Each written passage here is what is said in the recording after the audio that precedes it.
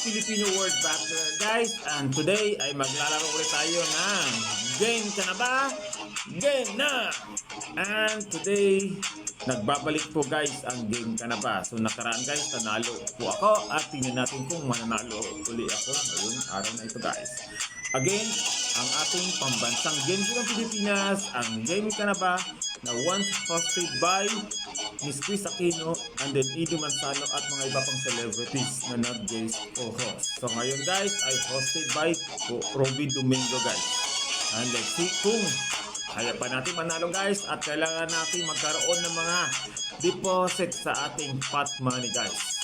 At yan po ay ating maiipon at maging pera sa Kumu app. Kaya guys, kung gusto nyo kumita guys ng additional na pera while online kayo sa social media guys, sumali na kayo. Mag-download kayo ng Kumu at sumali sa Game Kana Ba at sa mga iba pang pa-contest ng Kumu app guys. Kaya don't miss this chance guys. Sayang. Ito guys, ang winners po dito guys will win 10,000 pesos guys. Pero depende yan sa dami guys ng mananalo.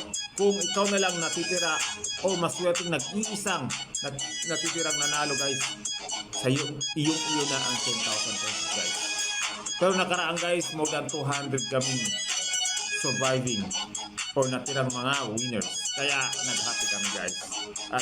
At least diba, sharing all blessings. So ngayong araw na ito guys, tingnan natin kung hanggang saan tayo makakasubay.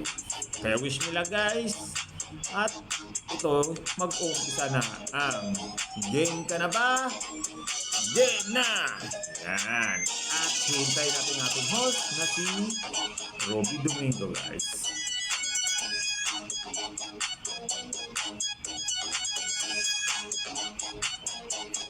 Yan guys.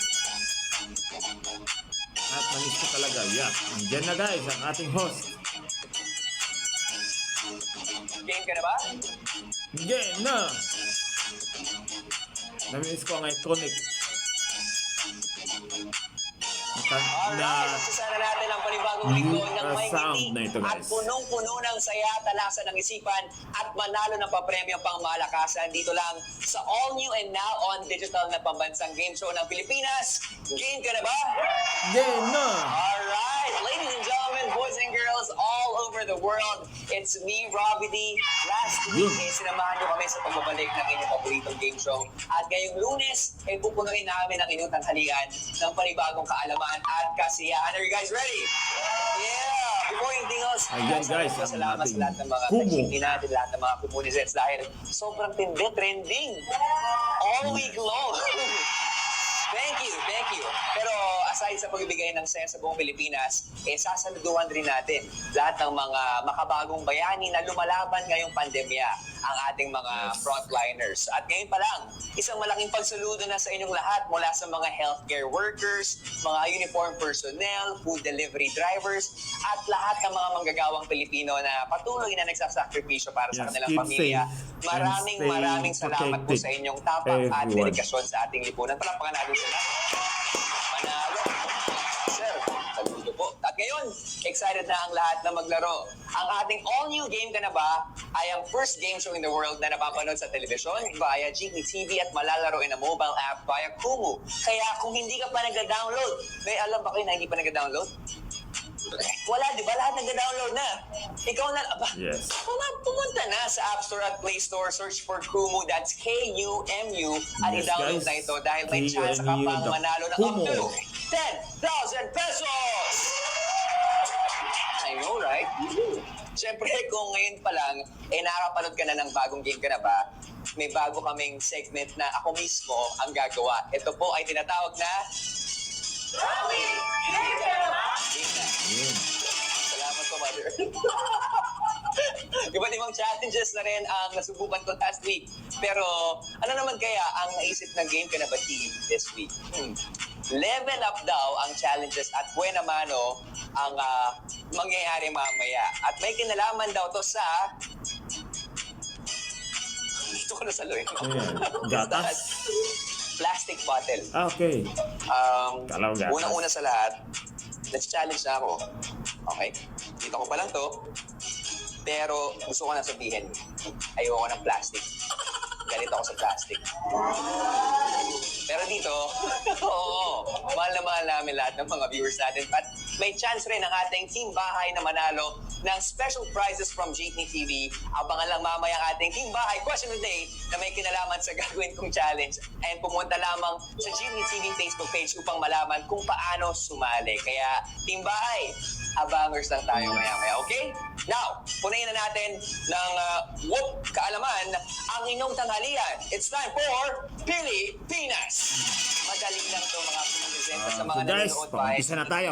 Here are the mechanics. Basahin ang tanong na lalabas sa inyong mga phone screens. Pindutin ang inyong napiling Ayun, sagot guys, sa loob ng mechanics ng 10 laro. segundo. Sagutin At ang make tama sure, guys, ang lahat make it ng sure, guys, 5 na malakas tanong ang internet at niyo. manalo. Ganun lang kadali. Kaya ngayon, players, let's begin. Let's play. Cellphones up, talasan ang isipan at manalo ng papremyong pangmalakasan. This is Pilipinas. Question number 1.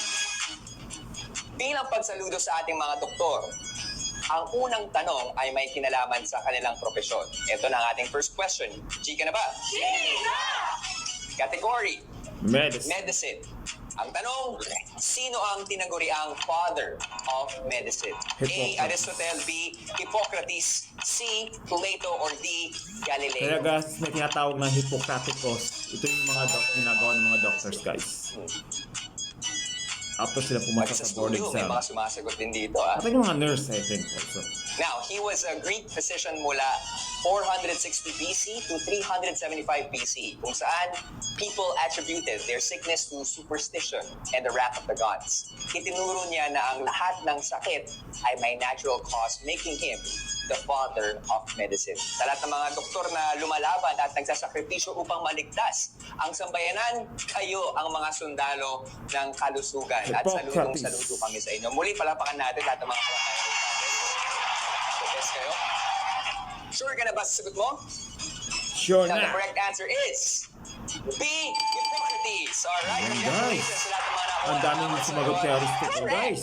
Para sa mga nagkamali, may chance pa kayo dahil you can use your extra life, okay? May extra life ba tayo, Maganda guys? na tayo. For the next Or may level, tatlo tayo? players, cell phones up. Here is our second question. Ka na ba?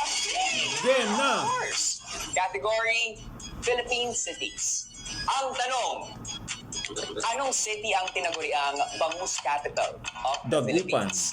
Is it A. Bacolod, B. Dagupan, C. Dumaguete, or D. Masbate? Alam niyo ba na ang city na ito ay tinaguri ang bangus capital of the Philippines dahil sila ang leading exporters ng bangus o milled fish sa iba't ibang bansa. Dito rin ipinagdiriwang ang Bangus Festival tuwing Abril bilang pasasalamat sa good harvest at sa mga turistang tumatangkilik sa ating pambansang isla na bangus.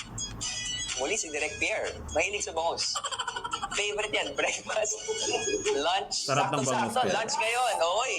At ang scientific Pangsilog, name bangus ng at bangus, saka guys, ito, is saka Canus sinangag. canus. Sarap. Pero yan si Direk Pierre. Ayan. Matinik yan. Sure ka na ba? Sa sagot mo? The Sure correct na. answer is B. Dagupan. Congratulations.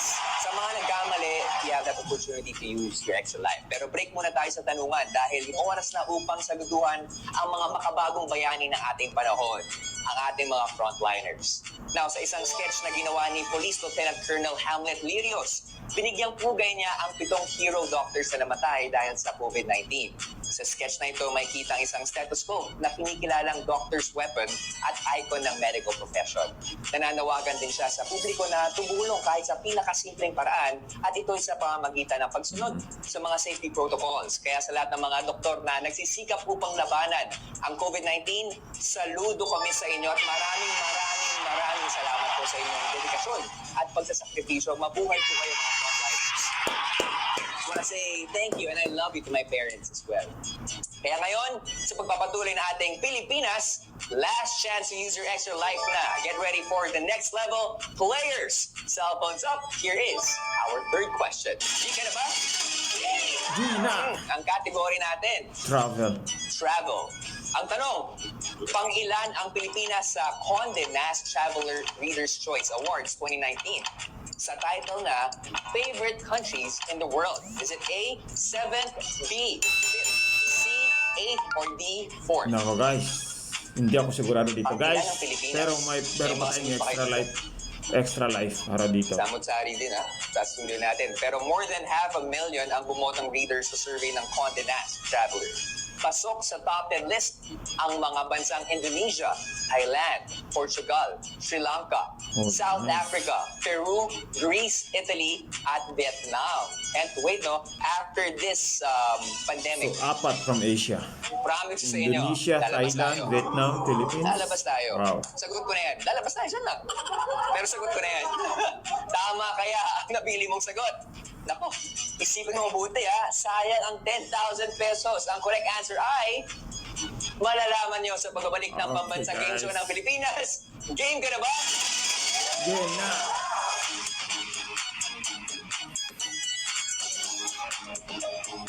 So, Happy Monday, mga Kumunizens. Categorize Monday, as such a kuan, great day kumbaga for you current kasi events. doon nagsisimula yung araw Kasi nyo. mga Kumusta survey yan eh. ang inyong mga Monday? Kaya lang Hopefully, hindi tayo updated. because of game ka na ba? Maliban lang, guys, plan nabasa mo na lunchtime, concert, bigyan namin talaga. kayo ng saya at syempre ng kaalaman. Pero before anything else, gusto ko lang bumati muna to a couple of people, yung mga bosses natin, na sina Sir Roland, sina Rexy, Sir Angelo, maraming I love you so much, boss. Love na love ko yun, Sir Angelo. And to our HR head, si Miss Ella, pagaling po kayo and we miss you. Hopefully, makasama namin kayo in the studio very, very soon. Okay, pagaling po kayo ngayon. But speaking of pagagaling, I'm sure yung mga magagaling sa question kanina, nakuha yung tamang sagot. About countries. But let's talk about that one. Ano yung last country na nabisita niyo before this pandemic happened? Australia. Grabe ka naman, Direk Mayer. Australia to yan? So, mahilig ka talaga sa mga down under? Okay. With conviction. Oo naman. Kebs, ikaw. Last country. Taiwan. Saudi, of course. Isang gusto kong bisitahin. Ito. For the food daw and all. Taiwan. Ako, last country na nabisita ko, lapit lang. Italy. No. Just kidding. Jeju. Sa Caloocan. Sa Seoul. Trabaho. Never naman ako umaalis ng hindi trabaho eh. Pero it's one place na gusto nung ng food trip. Saka ng... Ha? Bakit? Ano masama si Jeju sa... Para rin sa mga opa tulad namin.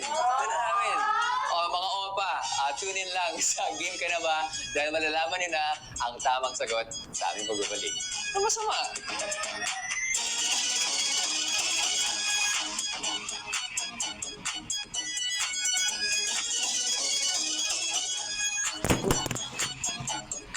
Nako, guys.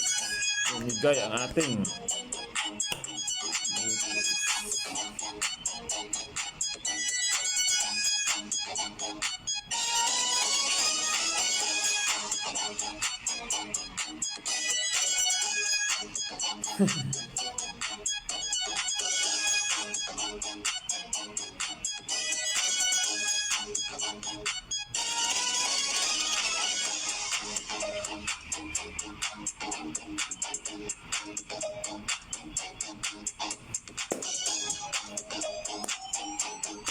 yan. Nako, guys, ano kayo tamang sagot doon? Ito kasamang Portugal, ah.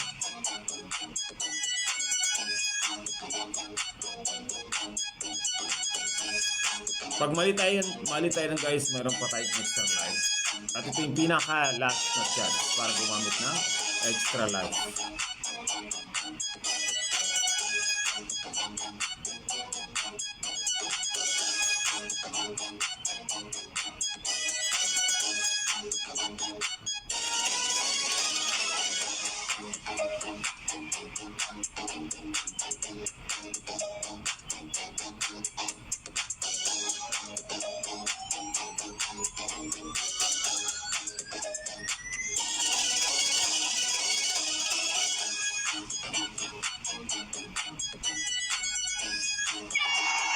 Ayun. Nagbabalik ang all-new and now on digital na pambansang game show ng Pilipinas. Game ka na ba? Game na! Now, before tayo nag-commercial break, iniwan namin ang tanong na pang-ilan ang Pilipinas sa Condé Nast Traveler Reader's Choice Awards 2019 sa title na favorite countries in the world? Sure ka na ba sa sagot mo? Now, the correct answer is C, 8. Okay. Naku, gagamit tayo ng extra It life. takes 8 to be great. Tulad ng Uy, pag-celebrate gising. ng GTTV sa kanilang 8th anniversary. Congratulations. Guys, mahina ako sa survey na yan. Hindi ko nabasa Get yan. ready for the next Kaya level. swerte dyan, Here guys, is pag our nabasa fourth mo. questions players. Cell phones up. G, Kana Ba? Gina. Alright, category. Geometry. Ang hirap. Ang tanong, ano ang tawag sa 10-sided polygon? Is it A, heptagon, B, Decagon. octagon, C, decagon, or D, hexagon? From the word deca, guys, means 10. Yun ang pagkakalam ko. Octo o swallow. Deca. Mahilig ba kayo sa math?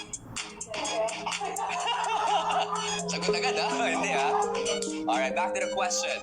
Sa geometry, ang polygon na ito ay may internal angle na 144 degrees.